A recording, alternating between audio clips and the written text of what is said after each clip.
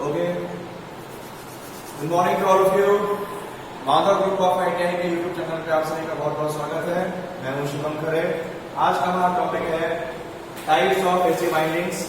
हमें AC bindings के प्रकार देखने हैं कि कितनी प्रकार की बाइंडिंग्स हम एसी मशीनों पर करते हैं। सबसे ज्यादा और सबसे कॉमन यूज होने वाली बाइंडिंग है कॉन्सेंट्रिक बाइंडिंग। कॉन्सेंट्रिक बाइंडिंग, इसको हम हिंदी में संकेंद्रीय भी बोल देते हैं, कभी कभी संकेंद्रित भी बोल देते हैं, संकेंद्रित उद्दलन। ये बाइंडिंग का यूज करते हैं। तो ये बाइंडिंग 3 फेज, सिंगल फेज मशीनों के लिए या इंडक्शन मोटर के लिए इसका यूज हमें उपयोग देखना है। हर सभी प्रकार की बाइंडिंग जितने भी लिखेंगे यहाँ पर सबका यूज जानना है कि कहाँ यूज करते हैं और थोड़ा बहुत आइडिया। कॉन्सेंट्रिक बाइंडिंग तो अगर आपको ध्यान हो तो हमने उसमें ही बताया आपको पिछले लास्ट चैप्टर में। कॉन्सेंट्रिक बाइंडिंग ट्रांसफार्मर है, लो वोल्टेज बाइंडिंग बीच में और उसके ऊपर कवर करते हैं हाई वोल्टेज बाइंडिंग। तो कॉन्सेंट्रिक बाइंडिंग का जो सही मतलब है वो ये है कि एक ही, लिखो आप लिख लो, इसका मतलब क्या है? एक ही ग्रुप की सभी कॉइल का एक ग्रुप की सभी कॉइल का केंद्र समान होता है। केंद्र समान होता है, ये इस बाइंडिंग का प्रमुख लक्षण है और इसी लक्षण के कारण इसका नाम दिया गया है, नाम संकेंद्रीय, संकेंद्रीय या संकेंद्रित, कॉन्सेंट्रिक। तो मतलब देखिए, जो हम बाइंडिंग करते हैं इसके ग्रुप होते हैं, वो भी थोड़ा आगे समझ आएगा आपको। तो जब एक ग्रुप की बाइंडिंग है और उस ग्रुप में सभी कॉइल, जितनी भी कॉइल होंगी, वो इस तरीके से बाउंड होंगी कि उनका, ठीक है, जैसे अगर ये देखिए, जैसे अगर ये आपके दो वृत्त हैं,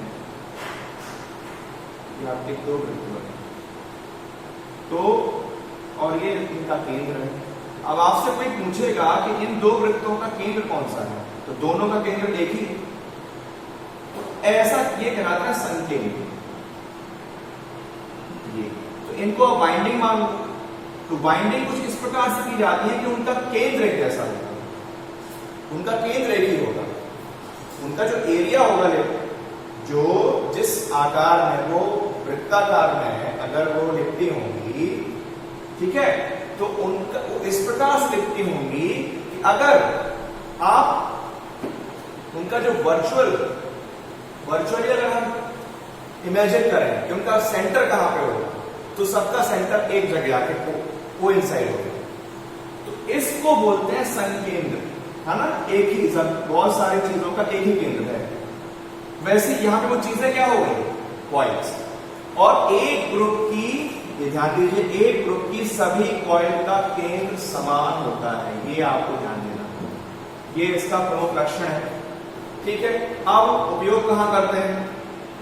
तो 3 फेज और सिंगल फेज इंडक्शन मोटर में,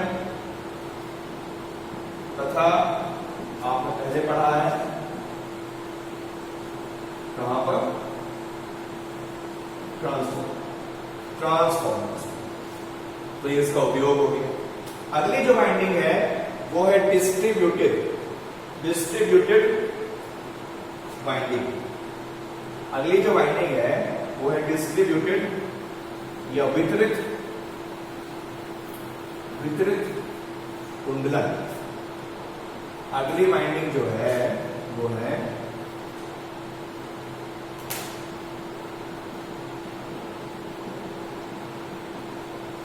डिस्ट्रीब्यूटेड वाइंडिंग, इसको बोलते हैं वितरित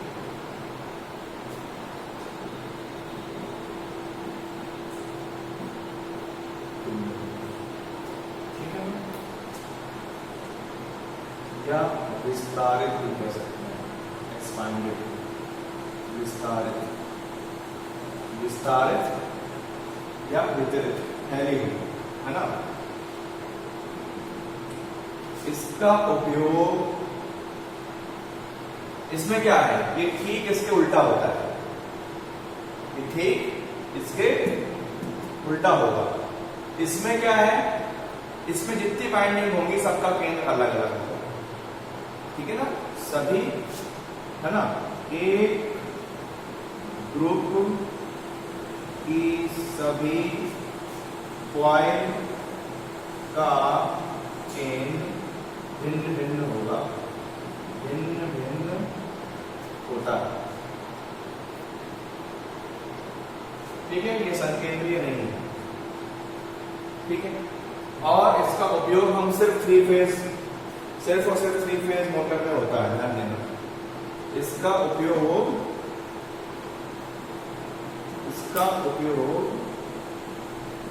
मात्र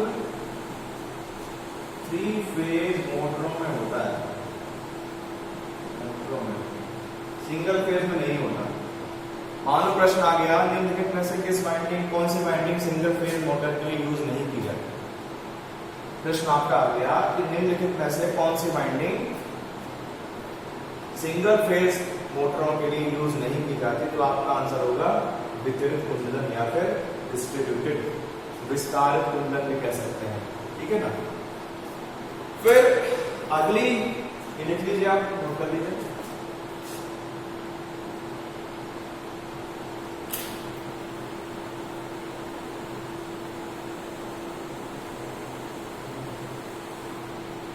ओके, अगली वाइंडिंग है flat loop non overlapping winding. लिख दे रहा हूं मैं, फ्लैट लूप नॉन ओवरलैप या non overlapping winding.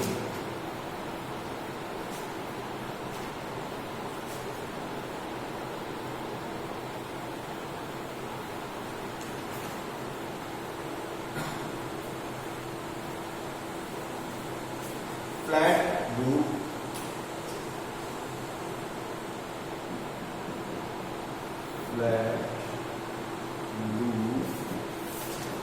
Non overlapping winding. किसी का दूसरा नाम है, किसी के दो नाम और है आपका, सॉरी इसके नहीं, आगे जो उसमें देखेंगे।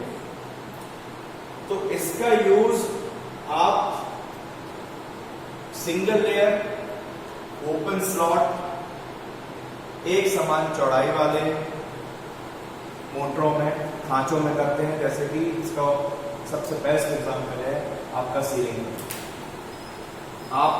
फैन। अब देखिए सीलिंग फैन में क्या होता है, थोड़ा सा मैं ध्यान करते हैं। सपोज करिए सीलिंग फैन का एक स्लॉट ये है, ठीक है। सीलिंग फैन आप देखते हो तो मैंने बताया था आपको कि उसमें दो प्रकार की वाइंडिंग होती है, स्टार्टिंग वाइंडिंग और रनिंग वाइंडिंग। तो अब किसी भी वाइंडिंग के लिए हम एक स्लॉट में, सिर्फ एक स्लॉट की बात करें, ठीक है ना, या फिर आप 3 स्लॉट। तो आप क्या करते हो, मैंने बताया था आपको, आप स्लॉट में क्या करते हो, पहले आपका एक इनिलेक्स पेपर का इंसुलेशन करते हो, ठीक है, और वाइंडिंग करते हो। तब देखिए ये स्लॉट है, लेकिन हर एक स्लॉट में जैसे ये वाइंडिंग है, ये वाइंडिंग है, तो यहां भी वाइंडिंग है, तो ये जो बीच का हिस्सा है इसमें 2 परतें आ रही हैं, देखो ये यहाँ पे एक बाइंडिंग हो गई और एक यहाँ पे बाइंडिंग हो गई।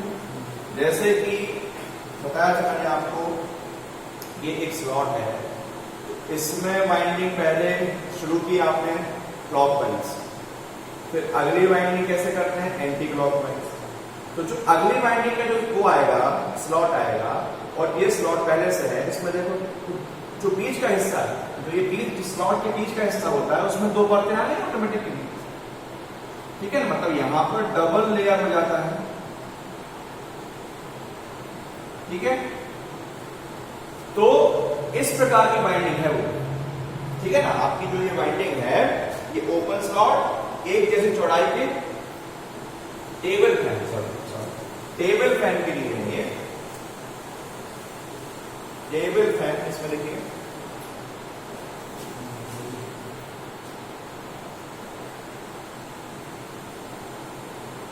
इसका यूज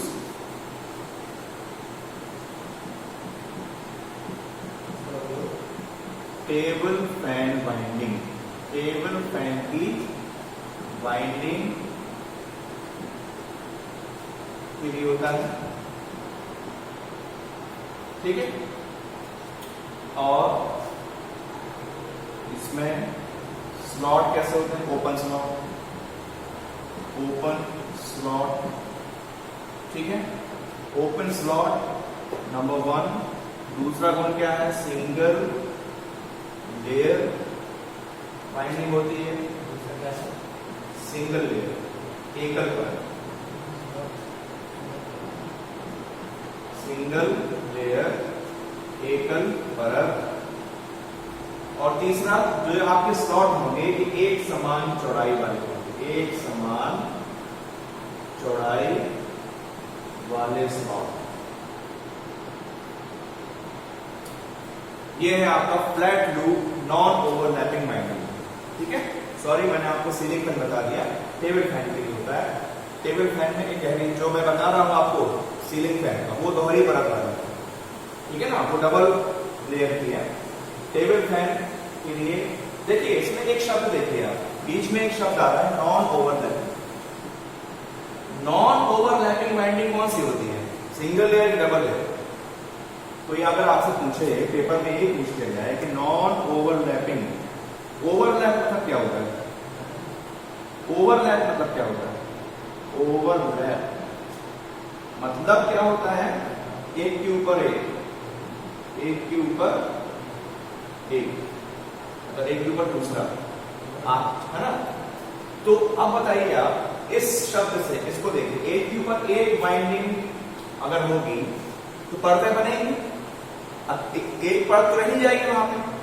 तो मैं आपसे पूछ रहा हूं कि नॉन, जो सिंगल लेयर है, सिंगल लेयर बाइंडिंग जो है, नॉन ओवरलैप मतलब होता है जो ओवरलैप, नॉन ओवरलैप मतलब जो ओवरलैप ना करे, ये कह रहा है। तो वही, चाहे आप ये कह लो नॉन ओवरलैप, चाहे आप ये कह लो, बात एक ही है, दोनों का मतलब एक ही है। मतलब कोई अगर आपसे पूछता है कि नॉन ओवरलैप बाइंडिंग किस प्रकार की बाइंडिंग होगी, या नॉन ओवरलैप बाइंडिंग में किस तरह का, कितने लेयर आएंगे, तो एक ही लेयर आएगी, क्योंकि ओवरलैप करना नहीं है। जहां ओवरलैप हो गया वहां पर ऑटोमेटिकली परत बनती जाएंगी, तो एक परत तो रह नहीं गई फिर वहां पे। तो सिंगल लेयर मतलब नॉन ओवरलैप, और जहां ओवरलैप करेंगे वहां पे डबल लेयर हो जाएगी, ठीक है। तो टेबल फैन में कोई, अब तक प्रश्न कैसे पूछ सकते हैं, इसमें क्वेश्चन बन सकता है कि टेबल फैन, टेबल फैन के लिए निम्नलिखित परत की बाइंडिंग की जाती है, उसमें ऑप्शन होगा, तो उसमें एक ऑप्शन होगा सिंगल लेयर बाइंडिंग, एक ऑप्शन होगा डबल लेयर बाइंडिंग, बाकी दो और कुछ हो सकते हैं। तो आप किस में लगाओगे, सिंगल लेयर। आपसे पूछ लिया कि टेबल फैन के लिए किस प्रकार की बाइंडिंग यूज करती है, अब ऑप्शन में उन्होंने दूसरे प्रकार से दे दिया, नॉन ओवरलैप, ओवरलैप, और दो और ऑप्शन दे दिए, तो किस में लगाओगे, नॉन ओवरलैप। अगर इसको तीसरे प्रकार से भी पूछ सकते हैं, टेबल फैन के लिए निम्नलिखित प्रकार की बाइंडिंग यूज की जा सकती है, करते हैं। अब उसमें जो ऑप्शन है वो दोनों जोड़ दिए ऑप्शन में। पहला हो गया overlap single layer, overlap double layer, non overlap single layer, non overlap double layer. कौन कौन सा होगा? Non overlap single layer, non overlap. तो यहां पे आपके 3 क्वेश्चन तो ऐसे बन जाते हैं, नॉन ओवरलैप सिंगल लेयर में, इसको अगर हम पूरा करें टेबल पेन के, ठीक है। अब जो नेक्स्ट बाइंडिंग है जिसका नाम बास्केट बाइंडिंग भी होता है, चेन बाइंडिंग भी होता है, उसको देखो, ये लिख लिया, ये नीचे का और नोट कर लो, क्वेश्चन जो बताए हैं उसको भी आप चाहो तो नोट कर सकते हो, ठीक है, क्योंकि नोट करना जरूरी इसलिए है कि बाद में आप भूल जाते हैं, तो नोट करते जाइए। फ्लैट लूप,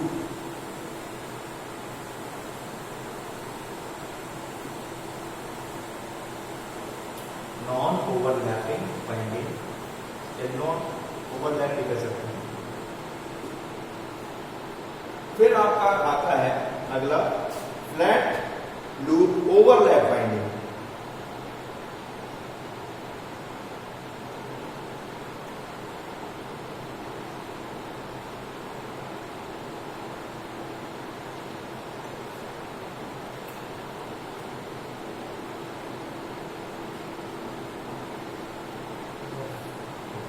तो फ्लैट अब अगला होगा, कुछ नहीं इसमें चेंज कर दीजिए, फ्लैट लूप ओवरलैप है, ओवरलैप लैपिंग नहीं होता, लैप बस।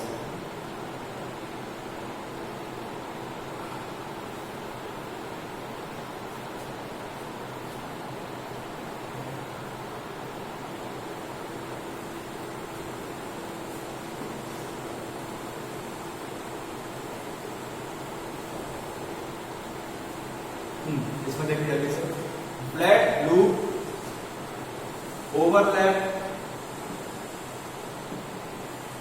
और इसी का दूसरा नाम होता है चेन बाइंडिंग, चेन, और इसी का एक और नाम होता है बास्केट, बास्केट, बास्केट बाइंडिंग, ठीक है ना। 3 नाम है, ध्यान दीजिए, बहुत ज्यादा नाम आप सुनोगे बास्केट बाइंडिंग, बास्केट बाइंडिंग के नाम से बहुत अलग प्रचलित है, इसका नाम पॉपुलर नाम है इसका बास्केट बाइंडिंग, ठीक है ना।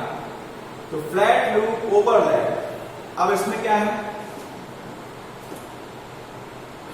एक ही स्लॉट, इसको हम खांचे भी बोलते हैं, एक ही खांचे में दो परत, मतलब ये कैसी बाइंडिंग है, अर्थात यह है डबल लेयर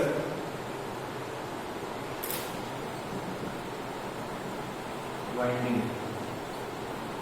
चूंकि डबल लेयर है, चूंकि डबल लेयर है क्या मतलब है, ओवरलैप बाइंडिंग, चूंकि डबल लेयर है क्या है, ओवरलैप करेगी, यह क्या करती है, ओवरलैप करती, ओवरलैप करती,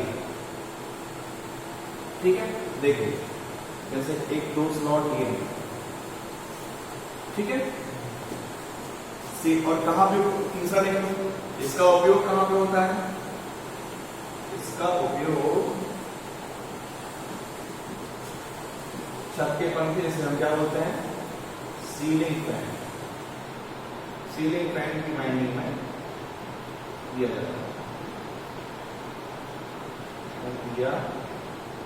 जाता है, ठीक है, सीलिंग फैन की बाइंडिंग में किया जाता है, ठीक है। अब थोड़ा सा, हाँ बस थोड़ा सा इसमें देख लीजिए। अब देखिए, अब मान के चलिए किसी भी, चाहे स्टार्टिंग बाइंडिंग की बात करो चाहे रनिंग बाइंडिंग, दोनों में स्लॉट्स होते हैं, स्लॉट्स की बात, ये 2 स्लॉट हम एग्जाम्पल के लिए रहे हैं, तो अपन ने शुरुआत की है, मान लो ये सिरा है, ये सिरा बाहर निकला हुआ है, और इससे अपन ने एक बाइंडिंग, मतलब ऐसे 330 या 360 जो हम टर्न डालते हैं, ठीक है, ये हमने कैसा किया, ये दूसरा सिरा निकला ऐसे, तो ये हमने किया कैसे, क्लॉकवाइज, ठीक है। अब इसी सिरे को हम कैसे ले जाएंगे, ऐसे, है ना, इस प्रकार से, ये एंटी क्लॉकवाइज। तो अब ये देखिए, जो ये बीच का हिस्सा है, ये बीच का हिस्सा है, इसमें ये हिस्सा भी आ रहा है और ये हिस्सा भी आ रहा है, तो ये कहलाता है क्या, डबल लेयर। ठीक है। और आखिरी जो वाइंडिंग होती है ये आपकी चौथी वाइंडिंग हो गई, और पांचवी वाइंडिंग जो होती है उसको हम कहते हैं skin, skin winding, scan winding, scan winding, scan. ये एक लंबी वाइंडिंग है, ठीक है ना। ये हम बड़ी जो मशीनें होती हैं उनमें यूज करते हैं, मोटरों में, लार्ज साइज मोटर में। इसमें एक ही वाइंडिंग होती है, ध्यान देना, एक लंबी वाइंडिंग, बड़े लंबे आकार की वाइंडिंग है, उसी को हम एक ही लंबी वाइंडिंग,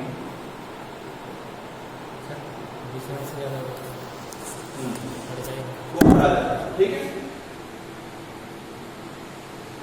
चल बाकी नेक्स्ट क्लास में पढ़ाएंगे। Thank you very much.